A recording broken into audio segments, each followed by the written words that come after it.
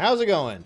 So like most millennials, I grew up a pretty big Harry Potter dude, but for one reason or another, I haven't played Hogwarts Legacy yet. And then I noticed the other day on the Epic Game Store that it was available for free. Like the Epic Game Store just is casually giving away games. This is something I'm very much not used to, growing up a fan of Nintendo and pretty much exclusively playing on Nintendo consoles for the most part. I figured there must be a catch. There's gotta be like some kind of tier that you have to be signed up for on the Epic Game Store. But no, I just open up the app and download Hogwarts Legacy and I'm like, oh, I guess I can play this game now.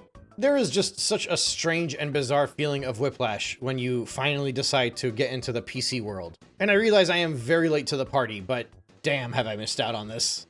Anyway, so I'll spare you the details because you've probably already heard a lot of this by now, but Nintendo, they don't really do deals all that often, and when they do, they are hilarious. And they don't really drop the price on their old games either. And while pretty much it's understood throughout the entire gaming industry that Nintendo is very stingy when it comes to their prices going down, when it comes to offering decent discounts, despite the fact that it's so obvious that they are awful with this, especially in comparison to pretty much everybody else out there, their fans will dance and cheer and celebrate, and they'll gaslight you into thinking that there's a false narrative on the internet, and people are just mad at Nintendo, so they pretend that Nintendo doesn't put their prices down. Not realizing that the issue is not that Nintendo does not do any discounts, the issue is that their old games should be lower priced already, and these little minor discounts they should be doing should be happening much sooner. And honestly, sometimes it's just insulting, quite frankly. This is a very big reason why I've always chosen to stick with physical media, specifically because I'm a Nintendo fan for most of my life. Because in recent years, the only way I've actually been able to enjoy most of these games is either by buying them new and then beating the game and selling it immediately while it's still worth something, or picking it up used down the line because realistically, that's the only kind of deal that I'm going to get for a 5, 6, or 7, or 8-year-old game with Nintendo. Like, here's their hits for the holiday deal that they're doing. Save up to 50% on select games. Naturally, you can find some pretty good deals for third-party stuff, but those are not Nintendo games. Leading the charge. New Super Mario Bros. U Deluxe. For $40. Come on, dude. This is a Wii U title. Not only is it a Wii U title, the actual deluxe version came out on the Switch in January of 2019. Like, this Switch port alone is almost 7 years old, and they are selling it for $40. And need I remind you, this is a last-gen game. Well, it's a last-gen game if you don't view the Switch 2 as a Switch Pro like most people do. But for all intents and purposes, it's supposedly a last-gen game. This is a Switch 1 title from 2019, and they're selling it for $40. And then we wonder why Super Mario Galaxy 1 and 2 were released in a package for $70. It's because these are the deals and discounts that Nintendo fans eat right up and buy. Beyond that, it's Legend of Zelda Echoes of Wisdom, $42. Now, this game came out in 2024. If it was any other third-party title, by the end of 2024, it would have been on a discount already. But because it is a first-party Nintendo game, it released at $60, and it still is a standard price of $60. So, since Nintendo is so stingy about not putting their games on sale, even if they're not ones that are necessarily giant blockbusters, they're not ones that are making gangbusters in the sales world, people are conditioned to believe that Legend of Zelda Echoes of Wisdom right now, on a discount for $42, is worth it. When in reality, brand new, this game is worth like $40 maximum. You know how like when the Switch became a hybrid console and all of a sudden you had the handheld and the home console experience packaged together? Echoes of Wisdom is the kind of game that would have come out on the 3DS. The 3DS games were cheaper than the Wii U titles. The problem is when they combined the handheld with the console world, they brought in those 3DS type games, but they charged Wii U type prices. And again, because we all just accepted it and bought it, obviously not everybody listening to this, but I'm one of those people that bought these games. I didn't buy Echoes of Wisdom, but I bought Link's Awakening, and I was happy to buy it, stupidly. Although, come to think of it, that game might have been purchased by my cousin and I borrowed it. I don't remember. Whatever, my point stands on this. A game like this should have released at $40, so that once we got these discounts that show up, and it would have been available for like 25 or $30, it would be a little bit easier to stomach. Instead, you're looking at this title that should have launched at a cheaper price than it's currently discounted at. And then people wonder, why is it that we complain about Nintendo prices? It's not because this is a kiddie game. It's not because Nintendo games are made for kids. It's because we know the budgets that go into these games. So Nintendo just wants you to pay for it because you're gonna be happy to pay for it. And not because it's something that required so much time and effort, and that's why it needs that $60 plus price tag. And it's not like this is new. This greed existed prior to me yapping about this for the past 8 months. But honestly, this is part of the issue with their whole transition to the Switch 2 and how greedy they got with the prices. They got away with a lot when it comes to the software prices in the last generation, and the way they entered this generation with the price of the console, the increase of price of the games, the $80 Mario Kart, the upgrade packs, and welcome tour, it really opens people's eyes on this thing. Terrible discount. You're supposed to be bringing cheer for the holidays, not greed. Mario Odyssey, 40 bucks. Do I really need to speak about this again? This was a launch title for the Nintendo Switch, and it's still priced at full price on the eShop. And somehow people are still celebrating when it goes on sale and sharing the link and being like, oh, you should totally get this game for 40 bucks because that's what it's worth. No, I love Mario Odyssey. It is probably my favorite 3D Mario title. I know many people disagree with that sentiment, but no launch title for a last gen console is worth 40 bucks. That is quite frankly absurd. Next up is Princess Peach Showtime. The less said about that, the better.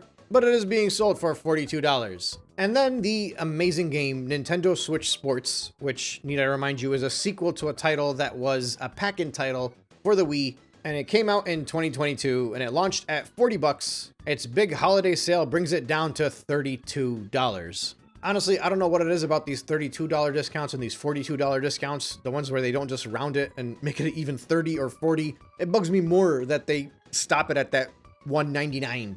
But even with that extra $2, boy, this is not a $40 title, and it should not be discounted only to 32 bucks for the holiday. That is a terrible deal. I said this during their Black Friday deals, but Nintendo legitimately deserves more flack than it already gets for its awful deals and its awful discounts. Especially because it's these terrible prices for games that are effectively not worth the full price they're asking for, and you're looking at what the other games are going for and what they're being discounted at. It is mind-boggling to me. Like, put it this way, I am not surprised necessarily by the masses out there, the blue ocean or the casuals who just see a Nintendo game and they decide to buy Nintendo. I've realized this over the past 8 months. Like, regular casual gamers are gonna do their thing. You know, the Call of Duty players that haven't watched a single YouTube video about Call of Duty or any video game console, they're just gonna buy their console and buy Call of Duty every year. I guess this year they bought Black Ops instead. It's the same idea with the Nintendo fans, although this year they decided to not buy the Switch 2. But you get my point, up until 2025. The part that is weird to me is the Nintendo fans that are actually terminally online, the ones that are in the forums and on Reddit and on the YouTube comments. Like, I expect better from these people. Then again, these are the people that are paying full price for these games. If you're ignorant on the matter, that's one thing.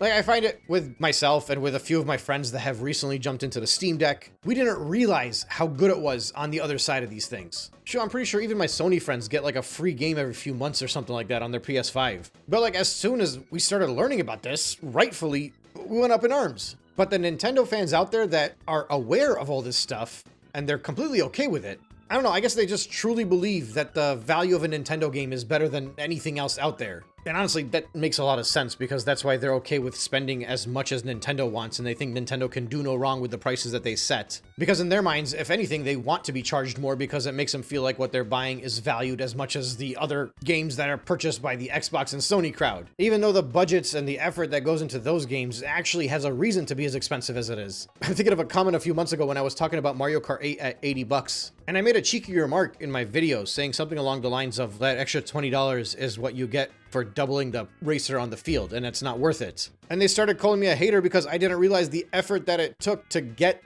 25 racers in a game. And I don't know, man, I was just like speechless. I didn't have an answer, genuinely. Like, how do you get through to somebody who thinks like that? Who thinks Mario Kart World is worth the $80 value? I don't know. Okay. Like, Cyberpunk right now is going for like $18 on the eShop on the Switch 2. That's an amazing deal, but it's a third-party game. And Nintendo fans will straight up look you in the face and be like, well, of course, if Cyberpunk is only going for 18 bucks, then it makes sense that Legend of Zelda Echoes of Wisdom would be $42 because it's a better game. It's made by Nintendo. Anyway, I'm just quickly scrolling through this list. I don't think I see any more first-party games on a deal. And like, again, just to kind of reiterate this, because I don't think it's fully registering in people's minds. Not a single Switch 2 game is on special right now. It's the holidays of the launch year for a new console, and their best discounts is they're charging a very high price for the last gen games. Donkey Kong Bonanza, out since July. It's already sold pretty well, not a single discount.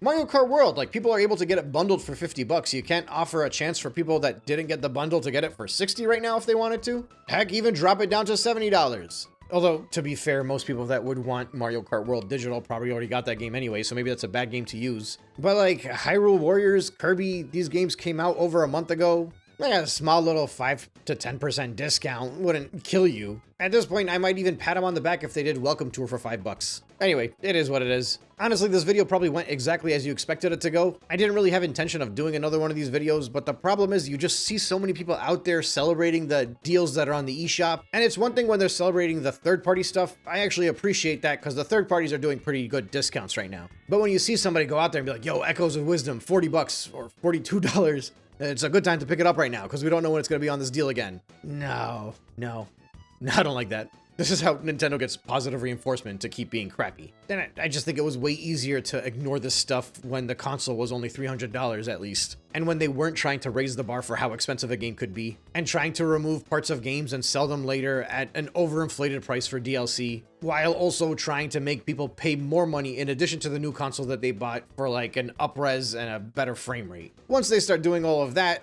all of a sudden the software sales and the discounts and the prices, they start to show a lot more. And it just looks a lot worse. And again, I realize many of you have noticed this for the past few years, but a lot of us Nintendo fans that have only just kind of become woke to the matter, it's still settling in. It's still fresh enough, where it makes me feel really dumb for the money that I've spent on this company over the years. But on a positive note, they seem to be having a horrible holiday, so hopefully that takes us somewhere where they become desperate and try to earn people's dollars again. Anyway, that's all I got for right now. I'll be back again tomorrow. Thank you so much for listening, and I will catch you on the next one.